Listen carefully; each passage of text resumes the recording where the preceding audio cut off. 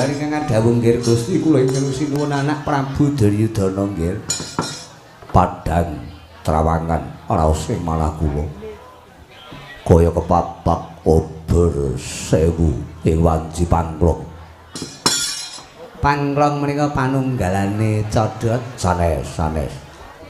Menika kalong, pangklong menika peteng. Padang Trawangan raos ing manah kula muga-muga Bapak Begadono menika paring saged mondhong Dewi Manu